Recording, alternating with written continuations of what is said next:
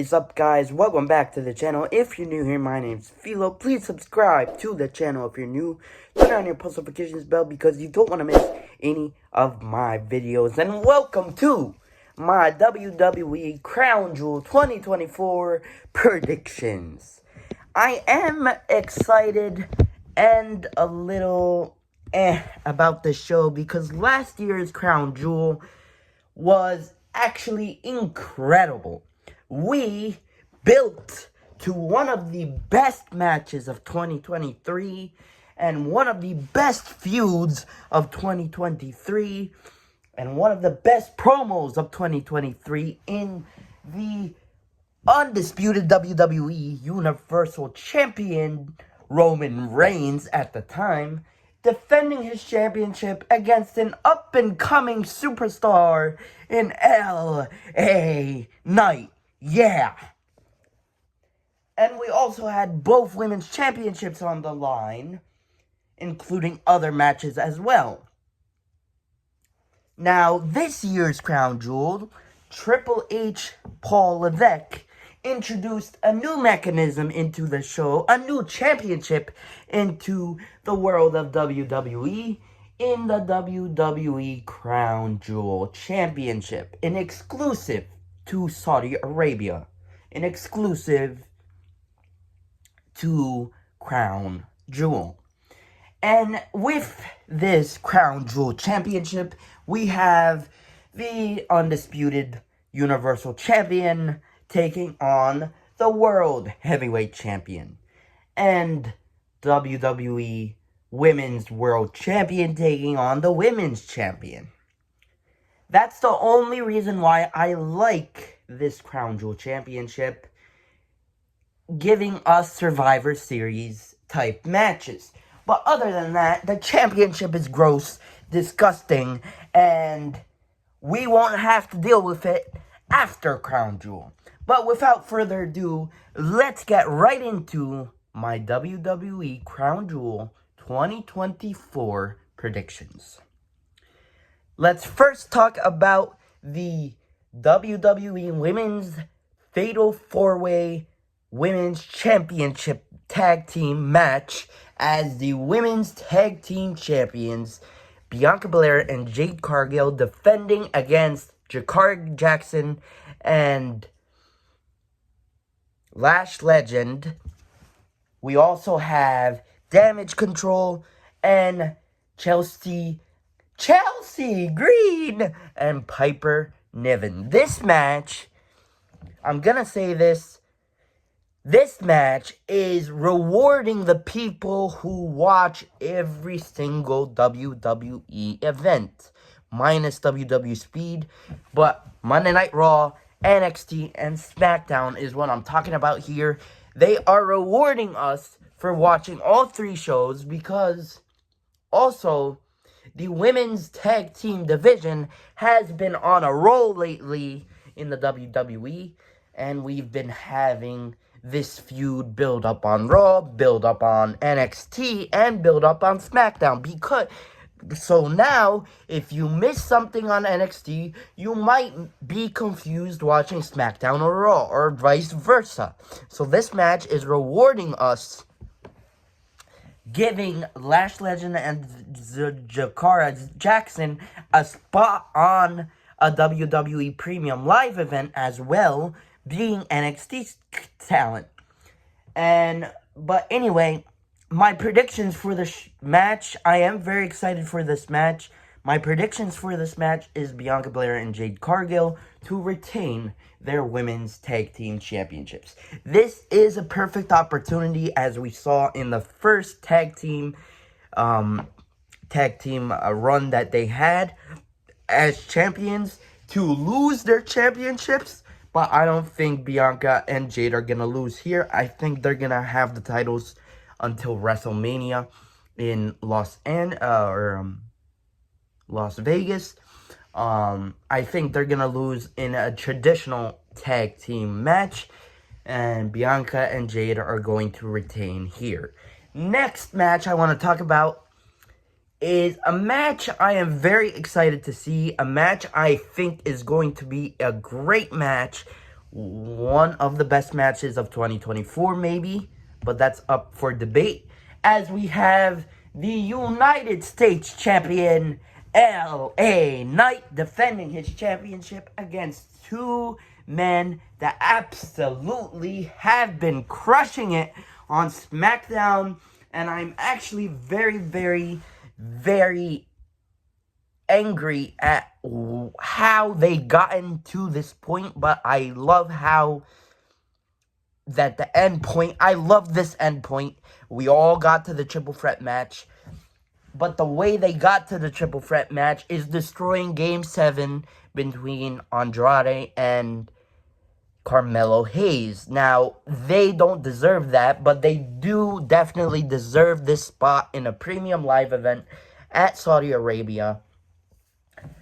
I feel like because they don't have a definitive winner in the Game 7, having LA Knight destroy Game 7, I feel like Carmelo Hayes and Andrade they have beef still. They need a definitive winner. And now that Game 7 got destroyed, they need a Game 8. And because of that, I feel like they are going to cost themselves the United States Championship. Even though this is a triple threat match for the title, I feel like they're going to cost themselves the match, cost themselves the title, and that's going to have LA Knight capitalize on his opportunity to retain his United States Championship. And that is why I am going to say LA Knight retains his United States Championship. Next, let's talk about the WWE Men's Crown Jewel Championship. As well, this championship is ugly. It's disgusting.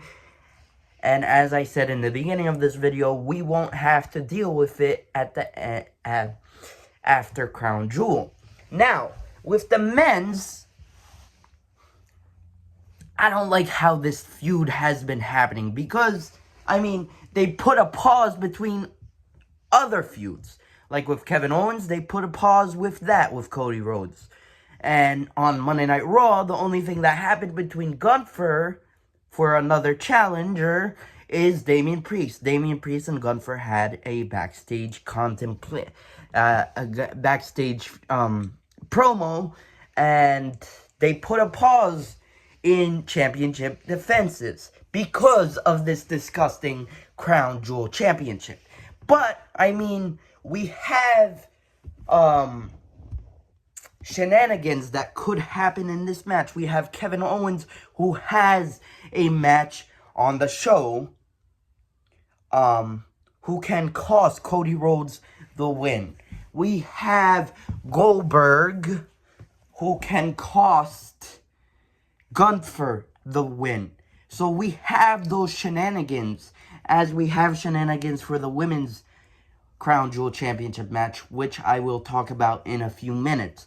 But what makes more sense is that Kevin Owens costing Cody Rhodes the Crown Jewel Championship, and Gunther, that's how Gunther is going to beat Cody Rhodes and become Crown Jewel Disgusting Champion. I just can't wait until this Crown Jewel Championship is off our WWE screens. Next, let's talk about the Women's Crown Jewel Championship, as the Women's World Champion Liv Morgan taking on the Women's Champion in Nia Jax. And there are shenanigans that can happen here. We have Naomi that can cost Nia Jax. We have Bayley that can cost Nia Jax. We have Miss Money in the Bank, Tiffany Stratton, lurking between both champions in Liv Morgan and Nia Jax. We have something new that they can do with the Money in the Bank briefcase, in which Tiffany Stratton can run down to the ring and cash in the middle of this match. And does that mean that both championships will be on the line? I don't know. but that's something new and different they can do with the Money in the Bank briefcase. Now, after thinking about this for more thought, I feel like Tiffany Stratton, it's too soon for her to cash in, but I feel like this is the time for her to cash in after a lot of thought. And I feel like, we do also have Raquel Gonzalez and Dirty Dominic Mysterio, Liv Morgan's boyfriend, that can have another type of shenanigans in this match. But I feel like this is going to be a no contest between Liv and Nia Jax. Tiffany Stratton runs down to the ring, cashes in her Money in the Bank briefcase, pinning Nia Jax and becoming Women's World Champion. Does that mean that she walks out Crown Jewel Champion as well? I don't care. I don't care about that championship because it's ugly and it doesn't matter after Crown Jewel. But Tiffany Stratton runs down to the ring, cashes in, and becomes women's champion. That's enough about that Crown Jewel Championship disgusting stuff. They've been throwing this down our throats for 4 weeks now, and I had enough. Anyway, let's talk about a match that I'm very, very excited for. The feud has been incredible, and I don't think this is a one-off match. This is a grudge match that's happening on a premium live event in Saudi. And I am very, very, very happy for Bronson Reed. He definitely, absolutely deserves it. He has been showing that he deserves to be in main event matches. And I think after this, he is going to stay in main event matches as he takes on Seth frickin' Rollins in a grudge match. Man, this feud has been incredible. And with Seth Rollins being injured, especially after that Death Valley driver off the truck into tables on Monday Night Raw, Bronson Reed is going to win here. He deserves this main event match at Crown Jewel. He deserves this. And I know a lot of people have been comparing him to Shinsuke Nakamura this time last year with Seth Rollins. Seth Rollins had the World Heavyweight Championship last year, and they feuded over the World Heavyweight Championship. But I feel like with Bronson Reed, after this match, he's going to stay in main event matches. He's a main eventer, and he deserves this after destroying everyone in his path. Do you remember his feud with Braun Strowman? Yeah, that was incredible. And it's gotten to the point where anytime I see Bronson Reed on screen, I know it's going to be incredible. I know things are going to go out of hand. Yeah, Bronson Reed is going to beat Seth Rollins this Saturday at Crown Jewel. Next, let's talk about another unsanctioned, or what should be an unsanctioned match, as the Legend Killer, the Viper, Randy Orton, going one-on-one and got his match, finally, against Kevin Owens, after Triple H not wanting to give him the match. After Triple H giving us... After Triple H... How do I want to put this? After Triple H describing Kevin Owens as this... And we know how Kevin Owens was. Kevin Owens was brutal. Kevin Owens always turned on his best friends, and now they're giving us Kevin Owens as he's not in the wrong. He got betrayed. He got turned on. People turned on him is what I'm trying to say. Instead of him turning on his best friends turned on him. And I have to see Kevin Owens like this on Saturday. If Triple H described Kevin Owens like that, I want to see Kevin Owens like that. I want to see vicious Kevin Owens. I want to see Kevin Owens destroy Randy Orton. And I am definitely going with Kevin Owens to beat Randy Orton this Saturday at Crown Jewel. Now, let's talk. It's not a spoiler, ladies and gentlemen, because it was on X. But this is a spoiler. I'm giving you a chance to leave right now. It's a spoiler if you didn't see the Twitter post by WWE. But I think this is too soon, ladies and gentlemen, but we have a 6-man tag team match as the Bloodline in hypothetical Tribal Chief Solo Sikoa, Tama Tonga, Tama Loa, and Jacob Fatu. I love you, Solo! Solo, you're my Tribal Chief, Solo! Which are the three are going to compete in this match? I feel like it's going to be Solo, Tama Tonga, and Jacob Fatu, leaving Tamaloa out of this. But who are they going to face? They are facing the OG Bloodline, the original Bloodline, in Tribal Chief, head of the table, Roman Reigns, Jimmy Uso, and a returning Jey Uso. It's just me. Yeet.